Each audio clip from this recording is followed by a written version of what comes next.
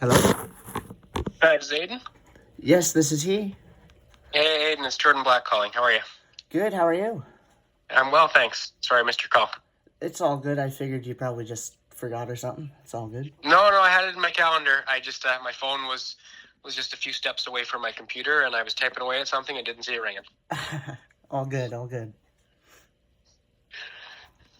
So, what can I do for you? You're in first year at Queens, and you Yeah. got a project for what APSC 100 probably 103, yeah. 103. Is that what they call it now? Okay, Yeah. cool. To kind of explore industry and what that looks like, or Yeah, that would be wonderful. okay. What are you interested in knowing? I guess I've done a couple of these calls over the years. I don't know if the scope has changed, what they're asking you guys to do, or what was your go-do from your prof? Well, yeah, they just said to make like 6 questions, but like I'm gonna ask the 6 questions like word for word, but then I'm just gonna like probably just want to like talk to you about like specific stuff or whatever. Yeah, sure. Yeah. Okay. Like it's like an assignment basically, but like the questions are kind of dumb, so Okay. Sure. Well, we can start there. all right, that Why sounds don't you fire away? sounds wonderful. All right, so the first question is about your biography and like your career path. Um, Sure. Yeah. Okay. I Sorry. I just like no, sorry. I just like it would be nice to know how like you went from your chemical engineering chemistry degree in bachelor's of science to like Mm-hmm. your current company like path career choice now, and like Yeah. more specifically like knowing how that program helped you get there. Sure. Okay, so yeah, I studied chem eng. Actually, I started out studying eng chem, and then I switched right at the last minute. I thought I wanted to be a researcher and work in a lab, and by fourth year, I didn't ever want to see a lab again. So I changed gears and was more interested in some of the practical application courses that were available in fourth year. So changed to chem eng. Didn't really have a great plan, to be honest, in terms of where I was going to go and what I was going to do. And found a job posting. OPG was hiring a lot of new grads at the time. And actually, we've gone through a period of not hiring very much, and now we're back to hiring a lot again, which is kind of fun. Yeah, so I saw postings for OPG and started kind of just exploring on their website and learning more about the company. Went in for an interview and found it seemed like a really interesting fit. So OPG as a company hires not just nuclear engineers. I mean, we do nuclear power, we do hydroelectric power. We have some subsidiaries that do other like gas plants and some other things as well. So we hire a wide variety of engineering disciplines. Chemical being one of them. Probably most common is like mechanical and electrical. But really we're looking for people with problem-solving skills, teamwork.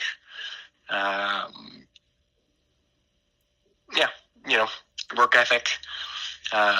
Good grades are nice, but not the be-all and end-all for OPG. We're looking for a lot of those kind of soft skills and people that want to lead and grow and work hard. And so, yeah, I think the discipline wasn't super important for me to join the company.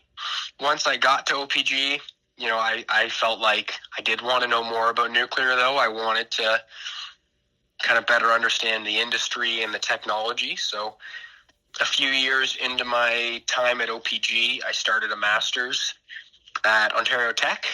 So I did an MEng in nuclear engineering, just course-based, over a period of about 3.5 years. I was just doing like one course per term or semester. Oh, okay, yeah. So like nice and slow. So I did, yeah, really slow. They have a part-time master's program, so I was in like the courses with regular master's students. Some of them were full-time students. But I did like a fall course and then a winter course and then a spring-summer course. And I just repeated that one course at a time. So that was great because it meant that I got to keep working. And then, kind of did that on my own time. Some evenings, weekends. It was 1 3-hour lecture a week, and they recorded it online, so I could either go in person, which I did sometimes, or if I had, work stuff I had to deal with, then I would sometimes watch the video like in the evening. So yeah, I did my master's while I was working, and then in terms of career, I worked at the Pickering Station for a number of years. I was a system engineer there, and then I got really interested in management and leadership. So I became an engineering supervisor and then a department manager, all at the Pickering Station. And then I went on, I wanted to the station was a great spot to learn and grow, and it was a lot of fun. But then I wanted to kind of see some different parts of the company. So I went up into our central engineering group for a couple of years, and was kind of the program owner for our plant reliability programs, aging management, component and equipment surveillance, kind of some of the engineering programs on how we make sure the place is running well. I had ownership of those programs and how we implemented them at the sites, and kind of oversight of how it was going at the sites.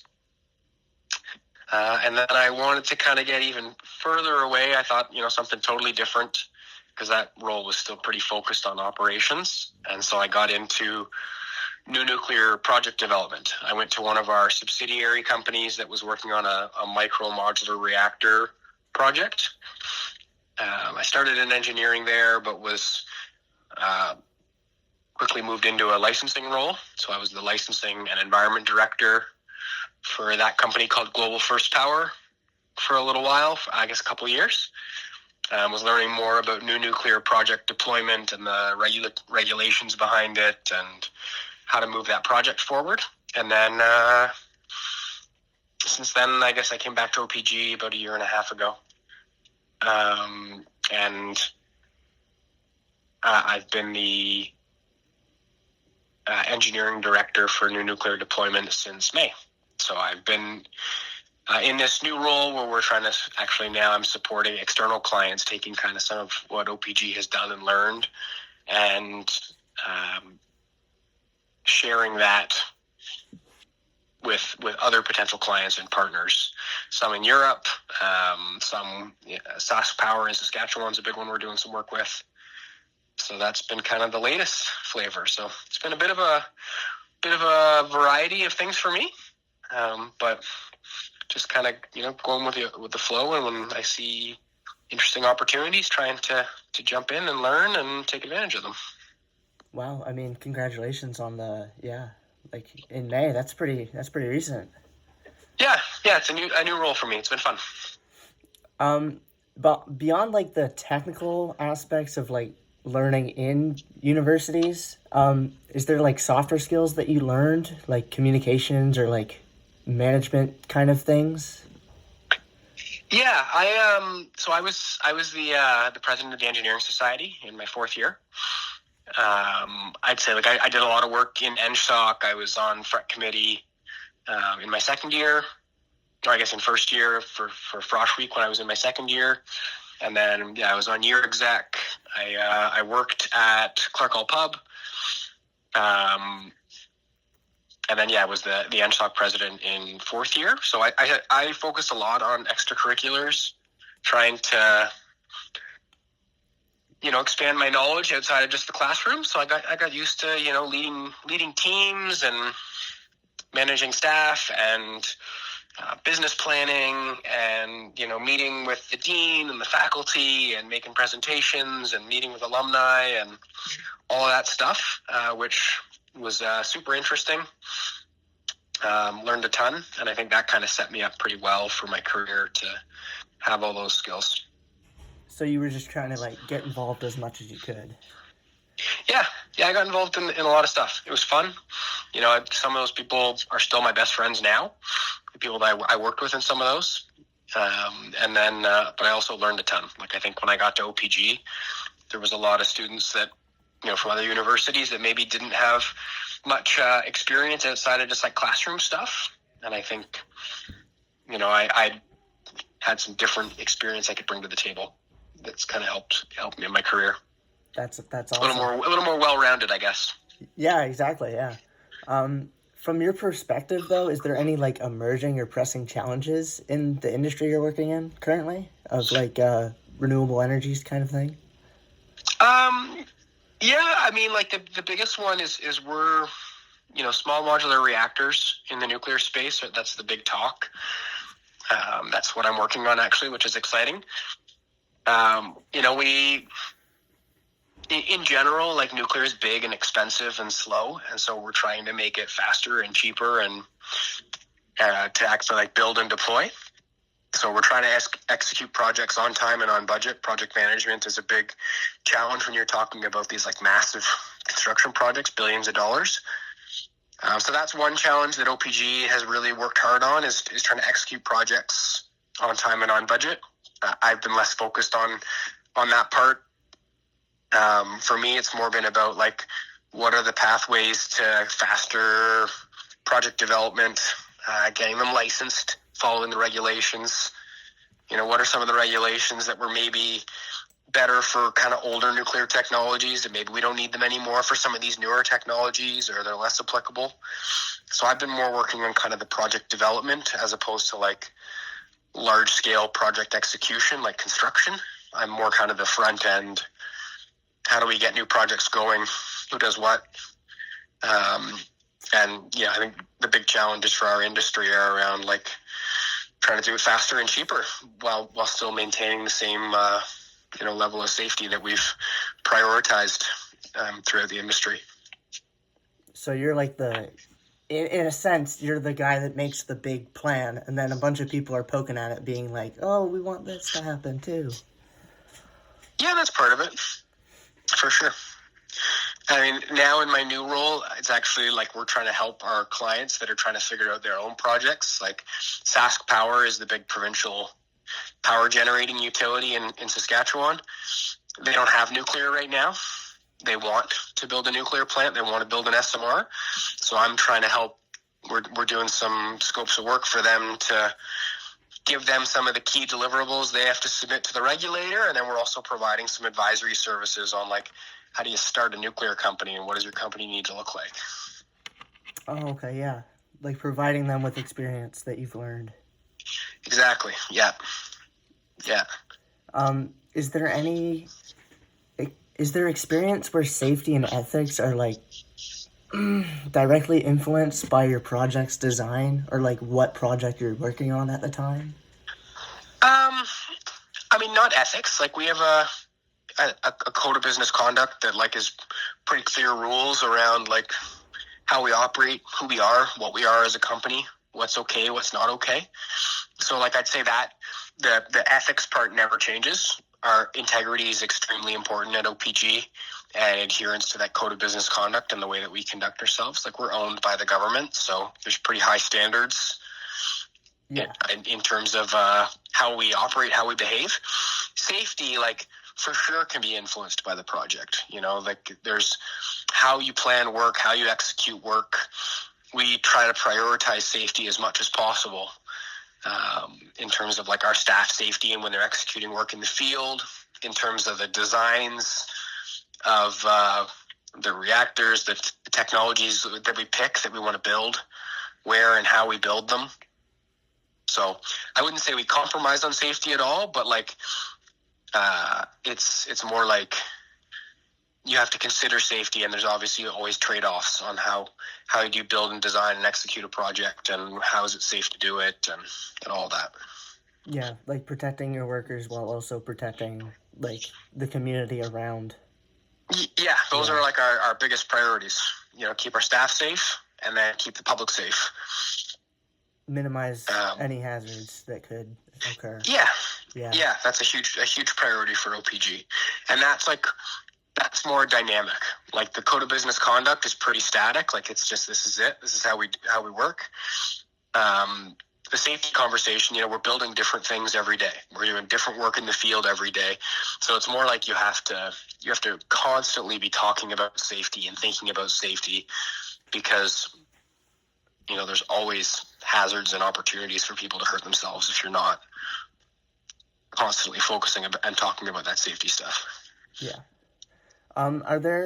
You've already kind of touched on this, but are there more important factors like cost and sustainability that you carry a lot of weight with? Not more important. Important, but like safety is our number one priority above anything else. If it's not safe, we're not doing it. So that's our number one. Cost and schedule, and sustainability. Those are more like things that influence the strategies that we choose and which technologies we deploy and where, and like all very important. But if we can't do that stuff safely, then we won't do it. Even if it's like, hey, this would be really cheap and great for sustainability. If we can't do it safely, then we don't do it. Are there that makes sense? Are there any other factors? Like if you were to make kind of a pyramid of like this, the most important, the next important, like obviously safety is the most important, but yeah, safety is the most important, and then I think like we're accountable to the taxpayer in terms of our costs, so we need to be prudent in terms of how we spend our money. And then we think that obviously electrification is a key element of the province's climate change strategy, and us trying to maintain or grow the clean power supply to support kind of widespread electrification, and ensure that we're supporting, like you've probably heard about how much power is going to be required for all the AI infrastructure in the world. So we're trying to figure out how do we scale nuclear as quickly as we can to support kind of the economy and all these growth opportunities without just building a bunch of coal plants or something. Yeah. So it's got to be cost competitive. No one's going to be willing to just pay for something that's way more expensive just because it's green. So you want it to be green, but it's also got to be cost competitive, and that's something we're working hard on. Yeah, it's got to strike a balance. Yeah. Yeah. Do you see any responsibilities and roles as a professional engineer now that might meet like future challenges with society and technology, like advancements? Sorry, say the first part again. Like the responsibilities and roles of like you as a professional engineer or someone else as a professional engineer, like changing over time, kind of like evolving, I guess. Yeah, I mean, I think about AI and like what's AI going to replace that we have people doing right now, and making sure that like the AI is doing the ethical thing is an interesting challenge.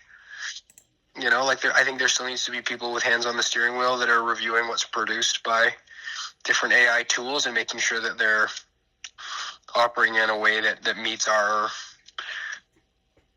standards for ethics and safety and sustainability and all of that. I think like that's a big change. We're going from a very people-based world to a world where machines are going to do a lot of things for us, and making sure that they're doing it the way we would do it and not taking shortcuts is I think going to be a really interesting and important debate in the years to come. Yeah.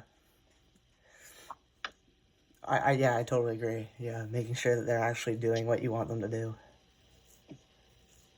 and in the way you want them to do it. Yeah. You have 14 plus years of experience in nuclear licensing and engineering. That's a lot of years of experience. Do you have anything that you've learned over the years that is like relates to what you may have learned in university, or not really? Yeah. I mean, like, do I do calculus and differential equations? No. That's like not part of my my day to day. Did learning engineering process development, understanding like flow sheets and how does a plant get put together and where do pumps go and where do valves go, and basics around fluid mechanics and thermodynamics and heat transfer and mass transfer. yeah, like that was huge for me, especially in the first kind of phase of my career when I was in the station. I was out there in the field and I'm working with maintenance to figure out, what's wrong with this pump? Why is this compressor breaking? What's happening in the system? Why am I getting condensation where I'm not supposed to? So I'd say like more of the sciences, and that just is because of the role I found myself in. Like I wasn't a heavy calculation type guy. We do have people that are way smarter engineers than me in the company. But I'd say like some of the more practical courses, especially like later on around like heat and mass transfer and like engineering kind of design processes were really helpful for me to understand like how does something like a power plant all fit together and what are all the components and what do they do. And so, yeah, I'd say those were the kind of the more interesting ones. Okay, yeah. As a senior manager, what's your workload? Is it crazy hard or more like on the passive side? It's kind of in the middle, I guess. I'd say like I work probably 40 to 50 hours a week. Okay, yeah. Yeah, it's not insane. Totally manageable. I got 2 young kids at home. It's really important that I'm around with them for the evenings. So I get up and help get the kids off to school. My wife and I she works as well. So we both kind of tag team that and get the kids off to school or daycare. And then, I'm home to help with pickup and dinner and bath and bedtime and all of that. I'm home. I'm picking up usually at least one of the kids, around 5:30, and I'm home with them for a couple hours. And then if I need to do a bit of work in the evening, I do. I don't have to do that every night. Last couple of nights, like this week's a bad example. I have had to do some, but lots of nights I'm not working in the evenings or anything. I'm working a pretty normal work day. So, but I'm home for dinner. Yeah, I'm home for dinner every night. A classic like 8-hour go to work thing, sort of. Yeah. Like I'd say, like I'm probably about 8 hours in the office, and sometimes I need to do some work in the evenings when I get home because I'm pretty consistently in and out because I've got to do pick up and drop off and be home with my family. So yeah, I'm probably about 8 hours in the office, and then some nights I might log on for an hour, a couple hours if I need to, but that's kind of at my own discretion.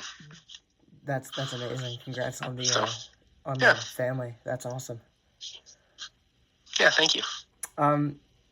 This is more towards me because I'm really interested in the change we're going to energy here because I've been looking into the MIT's been working on a new nuclear fission project that's really interesting, and so have other like people, and I'm just wondering like how long do you think it would take to like change to more of a nuclear, like more towards sustainable nuclear stuff to what we have now in like places more like Saskatchewan, like you talked about? I mean, SaskPower, I think, wants to have a reactor operating within the next like 10 years. So it's kind of the latest timelines are kind of 5 years to get your project up and running and get it licensed and regulated and approved, and then probably 5 years to build it. I think we're trying to find ways to shorten both of those, but that's kind of the general timeline right now. That's really quick. That's amazing. That's what we're hoping for, at least, but we'd like to go even faster if we can.